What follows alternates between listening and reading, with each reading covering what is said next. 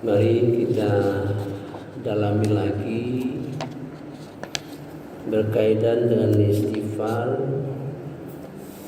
dan berkaitan bagaimana orang yang dikategorikan takwa diberikan ciri-ciri. Kadang-kadang satu ayat itu yang kita mengerti itu bisa kita lihat dari berbagai segi ya. Makanya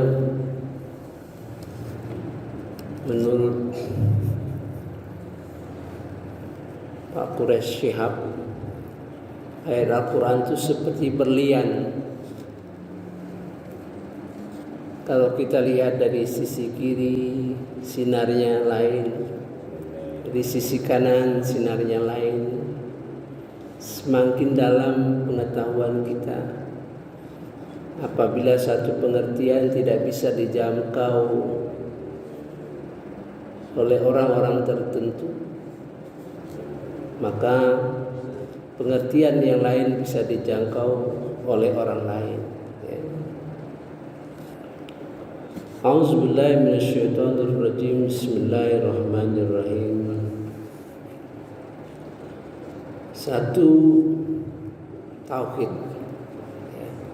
Itu menegaskan tauhid bagi orang-orang yang takwa. A'udzubillahi minasyaitonirrajim. Bismillahirrahmanirrahim.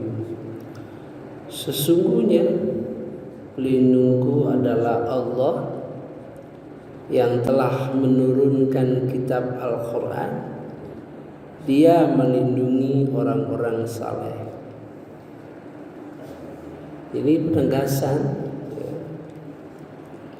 Inna waliyyi Allah. Sesungguhnya pelindungku Allah. Alladzi nazzalal kitab, yang telah menurunkan Al-Quran. Ini punya maksud tersendiri gitu. Jadi dia tegaskan bahwa pelindungnya adalah Allah yang menurunkan Quran. Wa huwa yatawallas shalihin.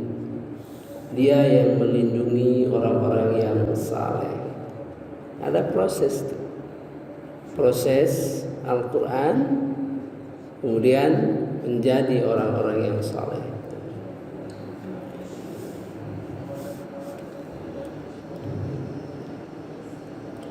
Nah, kita lompati saja berkenaan dengan berhala ya. Kita lompati karena untuk menajamkan saja ya. Cara Allah itu memberi penjelaskan ayat-ayat pendamping ya. Kita lompati dan berhala-berhala yang kamu seru ya. Kemudian jika menyeru berhala itu minta petunjuk, dia tidak dapat mendengar. Kemudian pribadi yang menonjol ya, adalah jadilah pemaaf dan suruhlah orang mengerjakan yang ma'ruf, serta jangan pedulikan orang-orang yang bodoh. Ini sikap batin ya, bagi orang-orang yang takwa ya.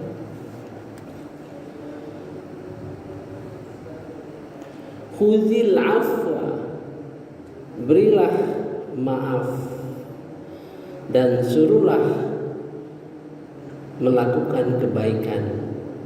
Ini perintah kepada Rasulullah SAW. Wa'arid 'anil jahilin, dan berpalinglah dari orang-orang yang bodoh, yang suka mengganggu, ya. Dia gak tahu banyak, dia tidak tahu, dia tidak mengerti, merepoti, ya berpalinglah dari dia. Kemudian gangguan setan. Wa imma yanzaghannaka minasyaiton. Jadi godaan setan itu bagi orang yang takwa nazun. Jadi setan itu nginte tapi dari jarak jauh gitu. Karena dia tidak bisa dekat, ya. Makanya nazun. Wa imma yanzaghannaka minasyaiton nazghun fasta'iz billah. Gangguan setan, maka hendaklah kamu berlindung. Ya. Kalau kita terasa terganggu oleh setan, kita ucapkan auzubillahi minasyaitonirrajim, ya. Jadi orang takwa itu mengerti bahwa ada gangguan setan, mengerti dia. Mau marah misalnya kan kita mau marah, setan itu yang ganggu kita gitu. Maka kita berlindung kepada Allah Subhanahu wa taala. Innahu sami'un alim, sesungguhnya dia Maha mendengar dan Maha tahu. Kalau dilanjutkan, kita diamkan, ya, maka setan akan mempengaruhi pikiran. Ya, jadi setan akan mempengaruhi pikiran karena dia tidak bisa menggoda langsung. Ya, kalau orang takwa itu tidak bisa. Saya contohkan kemarin, kalau kita misalnya menemukan uang segepok, gitu kan? Kalau orang biasa mungkin langsung diambil, disebut dulu loh. Gitu. Tapi kalau orang takwa itu pikirannya tidak bisa diganggu oleh setan, ya, gitu ya. Maka dia akan mengambil langkah-langkah, ini uang siapa ini, nah, gitu, ya. Diumumkannya dulu. Ya. Dan cara-cara mengumumkan itu ada yang diberi petunjuk oleh Allah, oleh Nabi Muhammad sallallahu alaihi wasallam. Innal ladzina taqaw, sesungguhnya orang-orang yang bertakwa itu idza massahum ta'ifun, massa yang tadi nazrun, ini massa, dia nempel ingin mempengaruhi pikiran, ya. Massahum ta'ifum minasyaiton, begitu dia nempel ke pikiran kita, tazakkaru, maka segera ingat kepada Allah Subhanahu wa taala, ya. Fa idzahum mubsirun, dan ketika itu juga Allah segera melihat, sadar kemungkinan oleh gangguan setan tadi, ya. Ini rombongan setan. Banyak setan-setan yang nyata di dalam surah terakhir, Qul a'udzu birabbin nas, malikin nas, ilahin nas, min syarril waswasil khannas. Bisikan siapa? Minal jinnati wan nas. Dari godaan bisikan jin, setan, dan setannya manusia. Wa ikhwanuhum yamuddunahum, dan saudara-saudara mereka yang kafir, yang manusia jadi setan, yamuddunahum, mereka membantu setan-setan, fil ghayy, fil ghayy. Ghayy itu lawan dari arus, ya. Jadi antara yang jelek dengan yang, kalau arus itu petunjuk, ya, yang memungkinkan orang tidak akan tergelincir.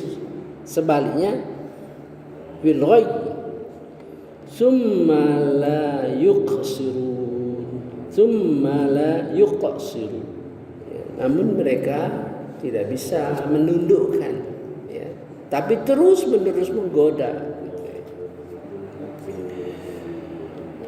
Nah, ini ayat yang 203 ini, ya, ini yang perlu kita hindari, ya. Pikiran-pikiran seperti ini harus kita hindari, ya, yang akan akibatnya kita tidak memperoleh apa-apa.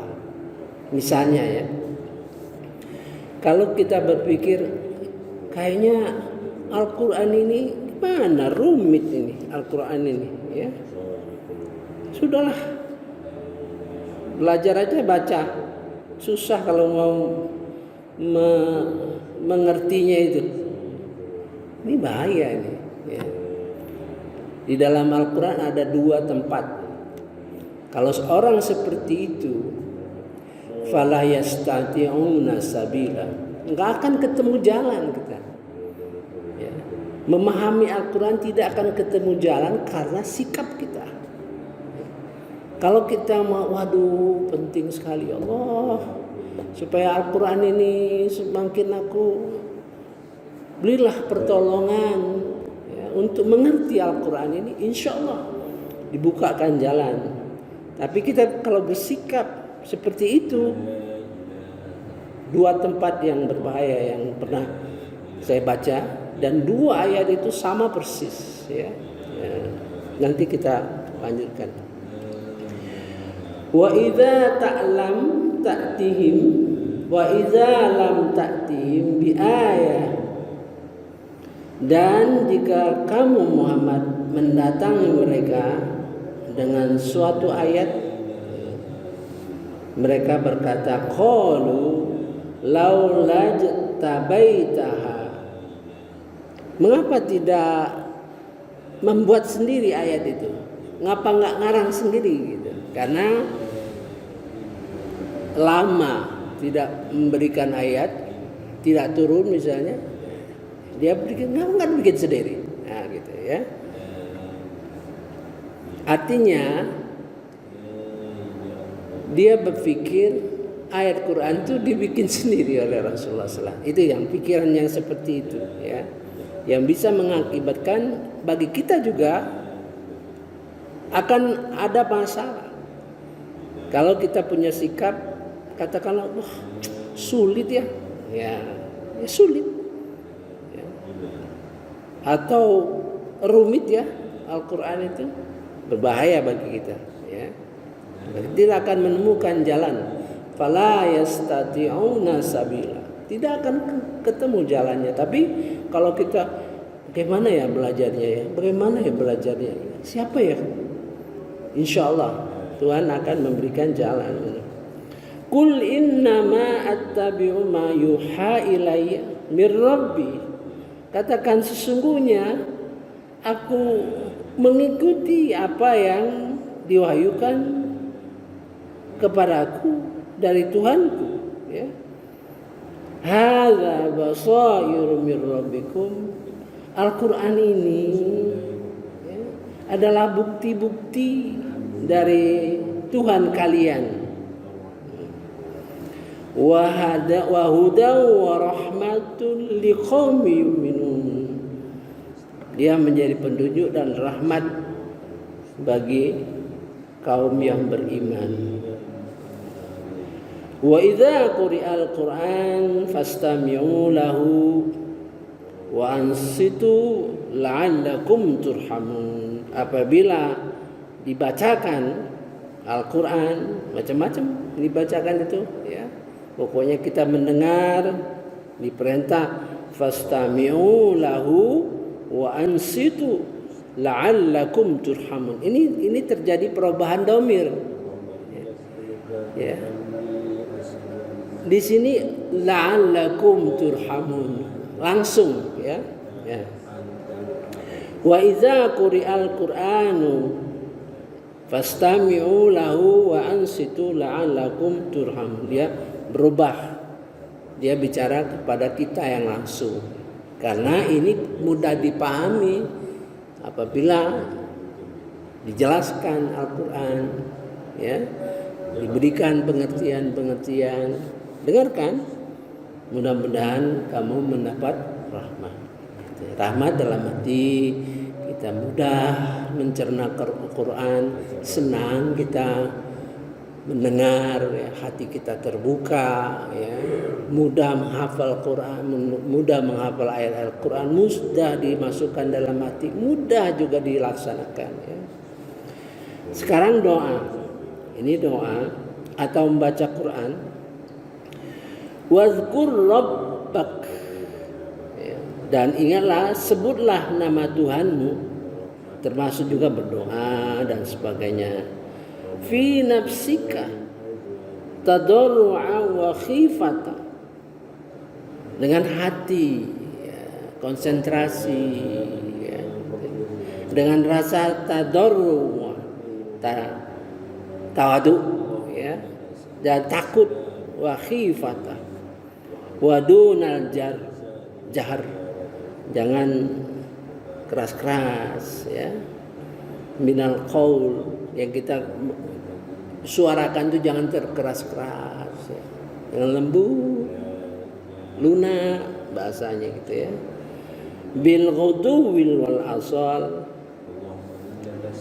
pada waktu pagi dan petang, artinya setiap saat ya. Wala takum minal ghafilin, dan janganlah engkau jadi orang yang lengah lalai.